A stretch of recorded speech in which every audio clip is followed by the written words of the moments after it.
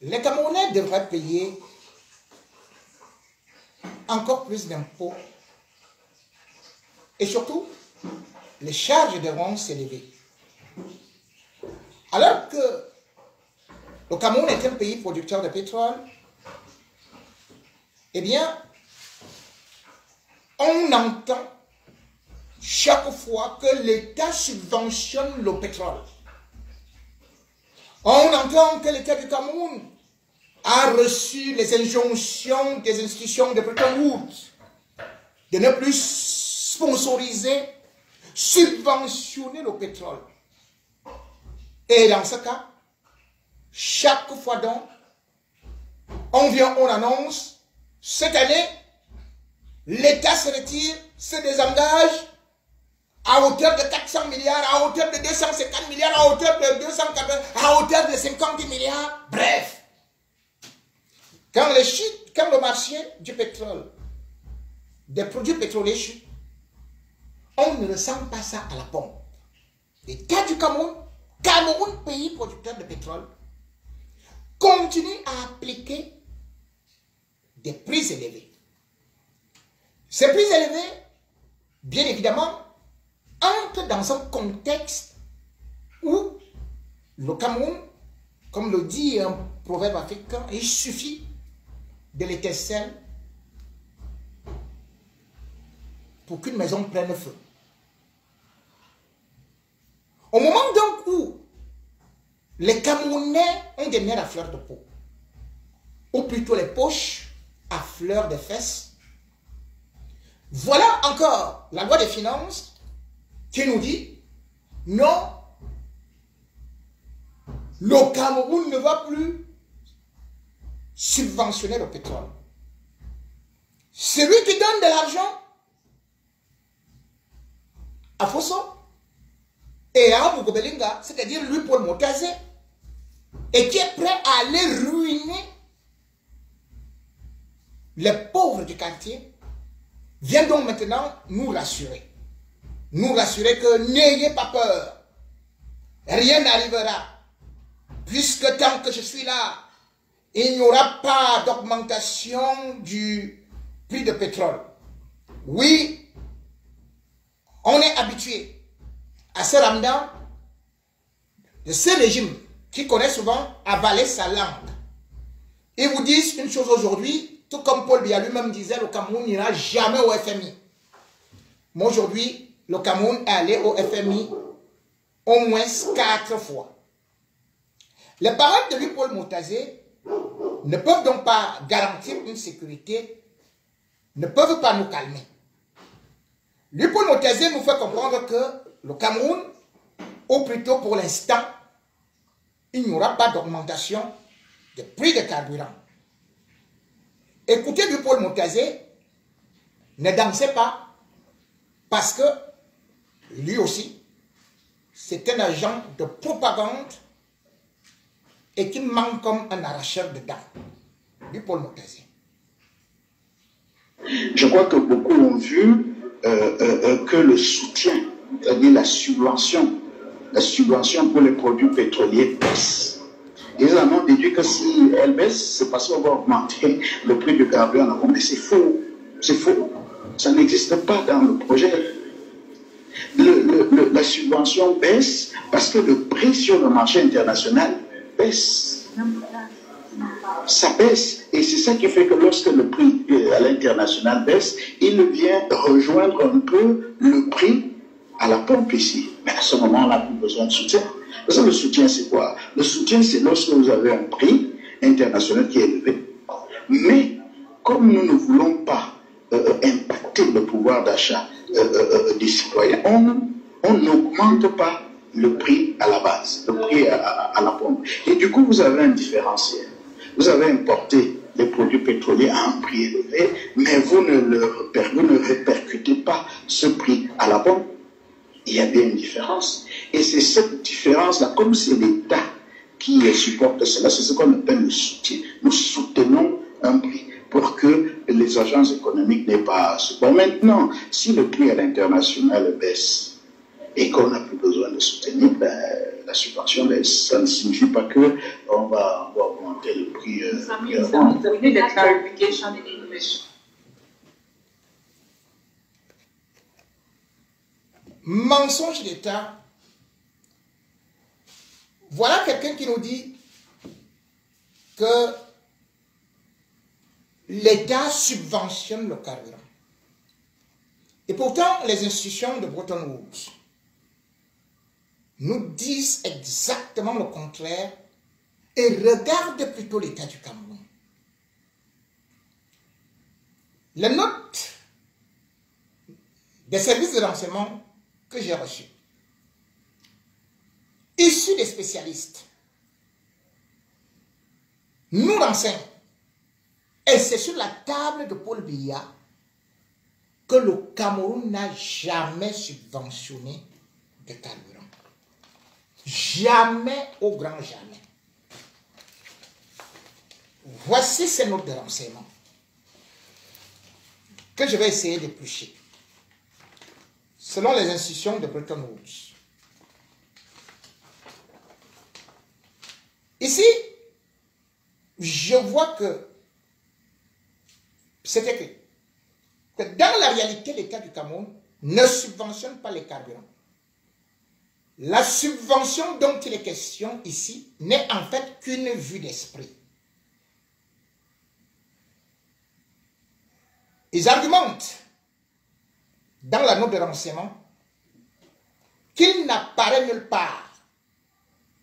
Parce qu'on dit, il s'explique que subventionner veut dire soutenir. Soutenir financièrement veut dire transférer une ressource financière collectée dans un secteur vers un autre secteur qu'on soutient. Or, on prend l'argent où? Pour soutenir le prix à la pompe. Les services de renseignement nous disent donc qu'il n'apparaît nulle part dans le budget de ligne budgétaire transféré à la CSPH de l'argent pour soutenir, c'est-à-dire subventionner les carburants à la pompe. Il n'apparaît nulle part où l'État puise de l'argent dans ses caisses pour subventionner les prix des carburants. Il n'existe aucune loi du Cameroun qui l'exige. Tout ceci confirme que l'État du Cameroun ne subventionne pas les carburants à la pompe. C'est donc une machination, une fumisterie. Pour démontrer cela, ce qui est appelé soutien aux subventions, selon cette note de renseignement, qui parle d'une propagande ultra-libérale, d'un jeu d'écriture, les services de renseignement nous renvoient à la ligne numéro 14 de la structure des prix qui a été jointe en annexe. J'ai ça ici. C'est là où on trouve que le montant négatif affiché dans la structure des prix de carburant de cette ligne numéro 14 est interprété par Louis-Paul Motazé, par Gaston Elundu, par les membres du gouvernement, par leur clan de bandits, comme un soutien. Mais on dit que ce n'est que quelque chose de fictif, parce qu'à la ligne numéro 24 de la même structure des prix, il y a ce qu'on appelle une taxe de 120 francs CFA qui vient annuler en valeur absolue les effets du montant négatif de la ligne numéro 14. L'un dans l'autre, l'État reste définitivement gagnant et n'a jamais subventionné de carburant au Cameroun. Paul Biya, vous avez cette note. Les institutions de Bretton Woods savent donc que l'État ment. Mais les institutions de Bretton Woods se taisent parce qu'il faut que l'État du Cameroun paye ses dettes. Et que peut-être l'État du Cameroun augmente son investissement public. Or, comme vous voyez, le budget de l'État, quand vous regardez ce qu'ils sont en train de présenter à l'Assemblée. L'investissement n'a nullement augmenté. Ils préfèrent encore jongler alors que le marché d'approvisionnement n'est pas tendu. Mais là, on nous renseigne parce que, je vous ai dit, c'est là où les services de renseignement et les institutions de Bretton Woods se tombent d'accord. C'est que tout ce que nous voyons, les membres du gouvernement se partagent les commissions, rétro-commissions, avec les acteurs qui sont les marketeurs, les intermédiaires qui sont les traders, les responsables en charge qui sont le ministre de l'eau et de l'énergie en tête, Gaston Ilunde Somba. Le ministre des Finances, le ministre du Commerce et la CSPH. C'est une note de renseignement sur la table de billets que j'ai récupérée. Moi, je vous ai dit, j'entre là-bas, je prends. Et les services de renseignement disent que plus les prix iront à la hausse, plus, écoutez le mot qu'ils utilisent, les bandits à col blanc seront furtifs et à l'aise dans leur enrichissement illicite.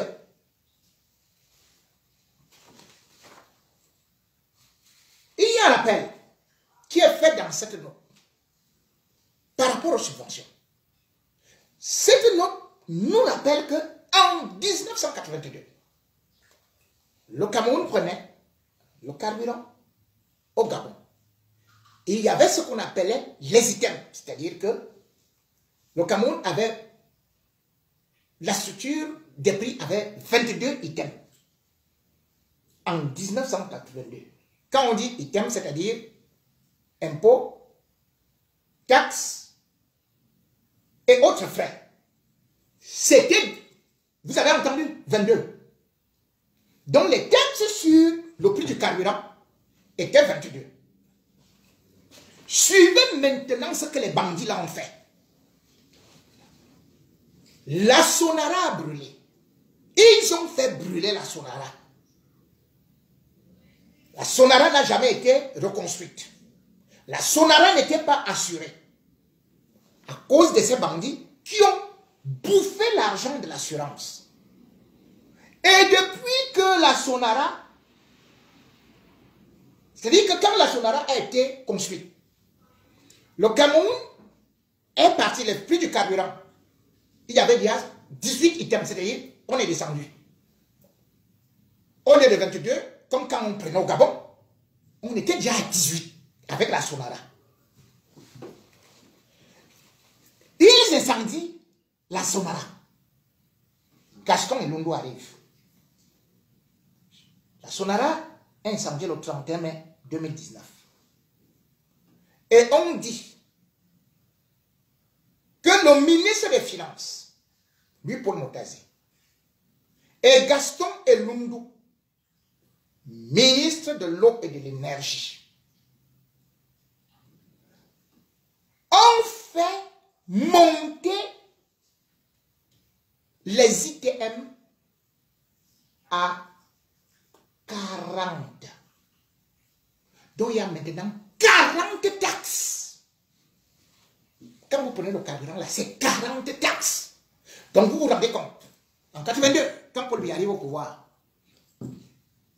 quand on prenait un peu de carburant au Gabon, c'était 22 taxes. La Sonara, qui d'ailleurs a été construite par Aïdjo, lorsqu'elle fonctionne déjà, on descend à 18. Ils brûlent la Sonara. Au lieu de la reconstruire, ils font monter les prix de carburant en disant que c'est eux qui subventionnent. On se retrouve donc aujourd'hui, au moment où je vous parle, à 40 items. C'est-à-dire, je vous ai dit, items veut dire impôts, taxes et autres frais. Ça, c'est le travail du bandit qu'on appelle Gaston Ilundu, qui Là où vous le voyez là, est venu en politique grâce à Jean-William Soro, qui lui a payé les études et qui donne maintenant l'argent au tribunal criminel spécial. Il vient encore le donner 250 millions pour qu'on maintienne Jean-William Soro en prison. Au moment où je vous parle, il est presque mourant parce qu'il est tombé en 5 ans. Je vous rappelle que Gaston Elundou est mon camarade de classe. Il est de mon village. Mais je ne protège pas les voleurs du village qui ruinent le peuple. On ne peut pas faire autant de mal au Cameroun, aux Camerounais.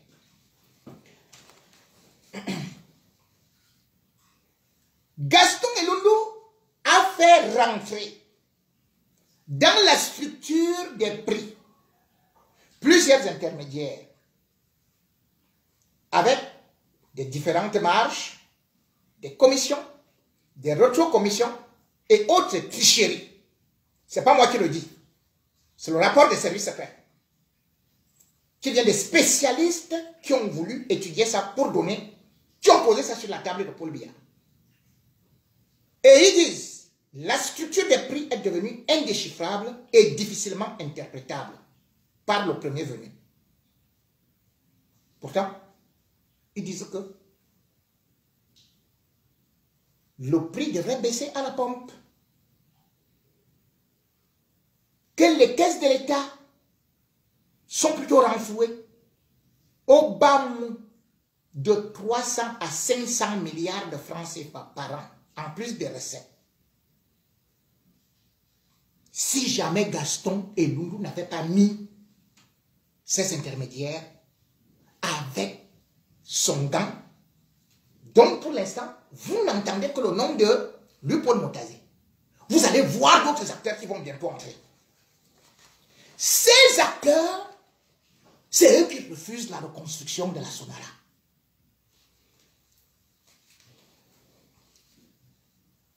La structure des prix des carburants indique dans la ligne numéro 25 un soutien à la raffinerie. Soutien à la raffinerie. Et ce soutien est d'un montant de 47,8 francs CFA par litre de carburant vendu à la pompe. Et on nous dit que la moyenne de consommation du Cameroun, selon la CSPH, est de 180 millions de litres par mois. Ce qui fait, pour le compte du soutien à la Sonara, suivez, le compte de soutien à la Sonara fait une somme mensuelle de 8 milliards 604 millions de francs CFA. Les spécialistes et les agents de renseignement nous disent que depuis la prise en compte de ce soutien en 2019, le compte a déjà reçu au moins 480 milliards de francs CFA. Or, pour reconstruire la Sonara, il faut, nous a-t-on dit, 400 milliards. Mais le compte a déjà reçu 480 milliards. Mais Lundu se balade là, avec sa tête qui est allongée par derrière là, comme la mangue.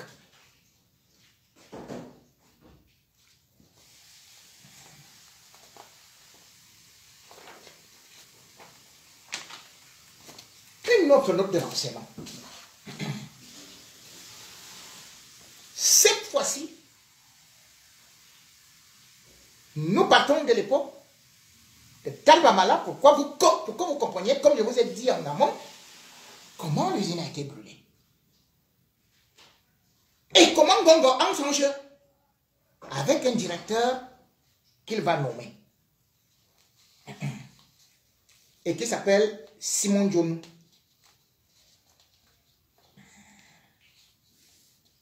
Donc,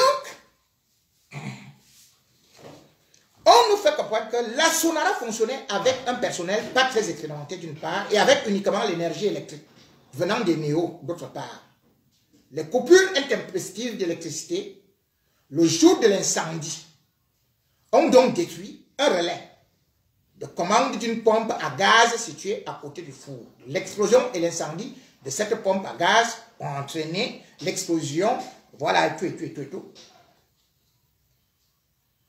d'un stock de pétrole brut à plus de 400 degrés Celsius et 5 bars de pression.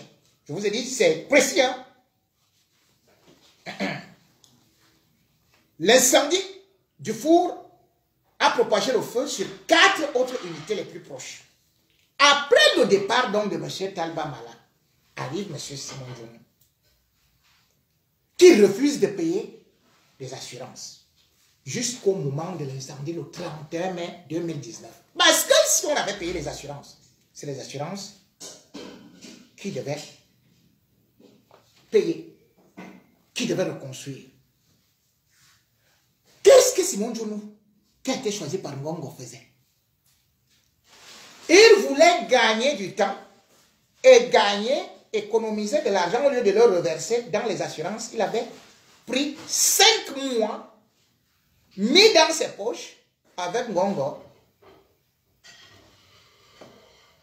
et aussi les rétrocommissions. Ils avaient donc pris au total 1,5 milliard.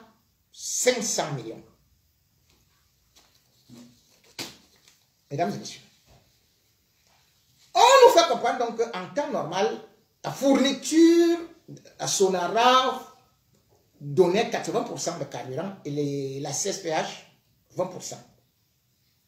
Mais après le 31 2019, qu'est-ce qui se passe? 100% de carburant du territoire camerounais, ça vient de l'étranger. Avec, suivez-moi bien, plusieurs intermédiaires, traders, courtiers et indépendants. Et il y a des membres du gouvernement qui sont donc devenus des traders, des courtiers, en commençant par le premier grand fournisseur. Le premier grand fournisseur de carburant au Cameroun, Trader, n'est autre que le directeur adjoint du cabinet civil, Pasteur Oswald Babouke, qui fait semblant de croire terriblement en Dieu. Voilà les gens qui vous font monter le prix du carburant. Babouke. On continue. Babouke a fourni pour près de 7 milliards de francs CFA de gazole sur un seul trimestre, ainsi que d'autres personnalités qui recevaient des commandes du ministre de l'énergie, Gaston Elundu. Et on dit que le ministre Gaston Elundu et Somba lui-même était en plein dans les rétrocommissions et dans l'enrichissement illicite. Suivez ce que Gaston Elundu Somba, qui a conçu maintenant il a conçu partout. Il a arraché des terrains. C'est terrible. Le rapport des services secrets dit que Gaston Elundu Somba perçoit pas moins de 5 milliards de francs CFA, 5 milliards de rétrocommissions par trimestre. Le rapport dit que il a assumé des approvisionnements pendant près de 18 trimestres avant que son Excellence, Monsieur le Président de la République, Paul Biya, ne lui retire cette responsabilité qui s'est octroyée. Bref, quand on fait le résumé, la rétrocommission de Gaston Elundu Somba, le DG Simon Djonou, et il y a aussi un autre qu'on appelle Bako Aruna. Gaston Elundu et les membres du gouvernement, plus un autre qui entre maintenant. Il ne pouvait pas manquer, puisque c'est lui qui nomme le DG, c'est-à-dire Ngongo. on dit, c'est lui qui a donc, avec Gaston Elundé, décidé de bloquer la reconstruction de la Sonara, qui aurait pu être un instrument de souveraineté. Mesdames et messieurs,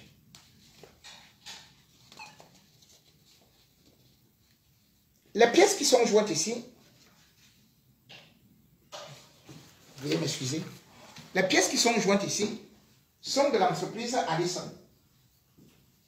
Je ne peux pas vous donner détails des lieux et détails techniques parce que c'est trop technique. Mais néanmoins, je pourrais, dans les prochains jours, parce que ce dossier ne va pas s'arrêter comme ça, vous donner d'autres détails. Mais en ce temps, je vais ressortir, malgré les difficultés que certains ont eues à YouTube, où nous avons été attaqués, nous allons essayer de ressortir le troisième, ou alors la troisième, enfin, les résultats d'une autre enquête, qui parle de la mafia. Toujours dans le secteur que je viens de vous citer.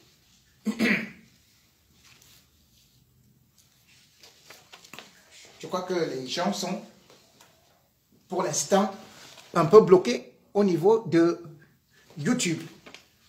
Nous espérons que nous pourrons voir qu'ils vont nous rattraper. Hein. Dommage. Je vous ai dit qu'il faut toujours beaucoup tapoter ou alors beaucoup liker. Mais malheureusement, à cet instant-ci, nous ne parvenons pas à être avec ceux de YouTube qui, espérons-le, pourront nous retrouver.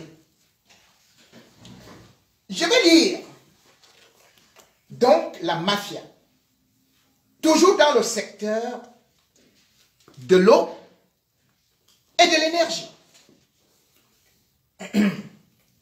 Parce que cela vient de la Sonel, l'AS Sonel et Néo, toujours sous la supervision de Gaston Elundé Somba, des centrales thermiques qui sont construites par des sociétés étrangères, ainsi de suite. Mais je vais surtout m'arrêter sur ce que Gaston Elundé Somba a fait, que ce soit dans des centrales à gaz de Kini, de Dibamba, et surtout ce que nous apprenons justement, que il y a d'autres gens qui ont créé des sociétés. Bitanga Jérémy, directeur technique et chef de projet. Nous avons Globelet. D'où vient Globelet? Gaston Elundé Somba à la barre. Les barrages électriques, hydroélectriques, savez-vous qu'il y a de la mafia là-bas? Nous allons en parler. Mais je vais, parce que nous parlons de carburant et parce que c'est ça qui préoccupe les Camerounais, où le gouvernement ment, qu'on nous fait des cadeaux, qu'on nous donne ceci, qu'on parvient à nous donner cela, que nous sommes très bien lotis, que nous sommes bien évidemment dans une position des gens bien de là-bas. Nous voyons donc que pendant la période de fonctionnement de la Sonara, comme je l'ai dit, 20%, c'est-à-dire que 80% venaient de la Sonara. Les 20% restants étaient importés par les marketeurs locaux. Ces marketeurs, c'était qui? Total, Tradex, Mobile et d'autres. Il y avait une politique d'importation qui était implémentée par la Sonara et la Caisse de stabilisation des prix des hydrocarbures. Je vous ai dit qu'après cela, Gaston Eloundé Somba a donc fait que tout le carburant à 100%, allez, vienne de l'étranger. Mais dans la réalité, voici ce que les services secrets nous disent. Gaston Eloundé Somba a créé un réseau d'indépendants étrangers. Les traders avec qui il a décidé de travailler pour se faire un boulevard, une autoroute de rétrocommission. Le nouveau mode d'approvisionnement a été de recevoir de très fortes rétrocommissions en devise directement à l'étranger. Et Gaston Eloundé Somba avait un complice. Il a été initié dans le vol, dans les magouilles, par un monsieur qu'on appelle Elomanga Savio, ancien directeur commercial de Sonara, qui est actuellement en fuite au Canada, avec la complicité de Gaston Eloundé Somba, qui a payé pour qu'on ne l'arrête pas. Monsieur Elomanga Savio a fui après avoir eu à se brouiller avec le DG de la Sonara parce que il ne se partageait pas trop bien là. Le gars, lui, voulait tout prendre. Les services secrets nous citent un exemple de rétrocommission qui a été mis en place par le ministre, mon frère Gaston Eloundé Somba. Le ministre Gaston Eloundé Somba, 10 francs CFA par litre de carburant livré au Cameroun. Le ministre reçoit au Bamou 5 milliards de francs CFA par trimestre. Ce qui veut dire que depuis 2019, le ministre Gaston Eloundé Somba a pu engranger au Bamou ce montant de 5 milliards de francs CFA pendant 18 trimestres, c'est-à-dire 90 milliards.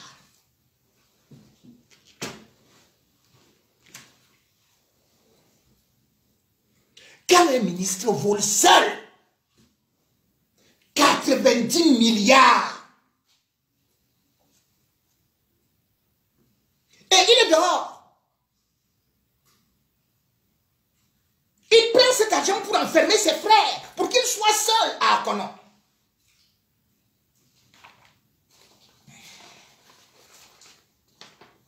C'est pas possible. Non. Non. C'est... Voici une autre note de renseignement. Toujours à propos de Gaston Eloundé Somba. Je garde celle-ci. Parce que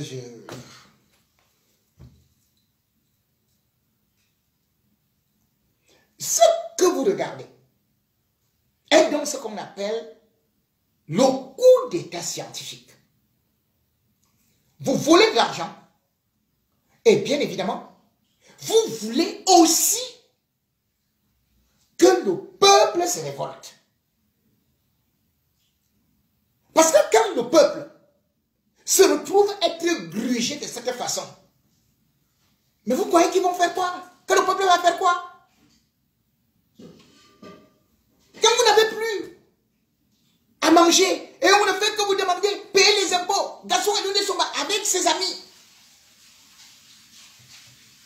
C'est ça le coup d'état scientifique. C'est-à-dire que Biya fabriquait des gens. Mais il ne savait pas que ces gens-là allaient se retourner contre lui. Et d'ailleurs, j'ai d'autres notes de service de renseignement. Beaucoup plus encore dangereux. Que je vous ferai partager dans les prochains jours. Parce que je vous dis que tout ce qui a été dit, j'ai ça. Ceux qui ont au ministère, j'ai ça. Ce qui est dans le bureau de Mbondaoul, avant même que ça n'arrive, j'ai ça. Et comme je vous le disais, il n'y a pas seulement le coup d'état scientifique. Il y a même un véritable coup d'état qui se préparait. Et je vous en avais parlé. Quand je vous avais parlé de ce coup d'état, je disais que le contre-amiral Fouda était bien évidemment aussi impliqué. Je vous avais parlé de ce qui se passait au palais. Dernièrement, son avocat est sorti. Il a voulu nous faire croire que le contre-amiral Fouda était toujours en train de travailler.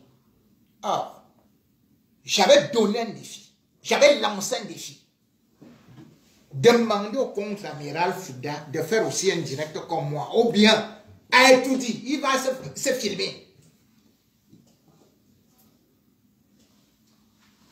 Et ce coup d'État, ne vous en faites pas, n'a été que renvoyé, reporté à une date ultérieure.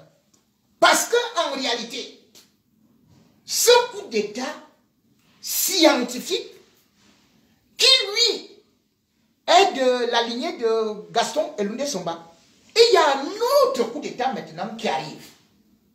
C'est celui-là où, effectivement, nous risquons de sombrer. Parce que parfois, des coups d'État, non seulement il y a du sang, mais aussi, il y a souvent des pertes humaines, et parfois ça débouche sur une guerre civile. Lorsqu'on sait que le Cameroun, aujourd'hui, est hanté par des luttes des clans. Lutte des clans, ça finit toujours dans le sang.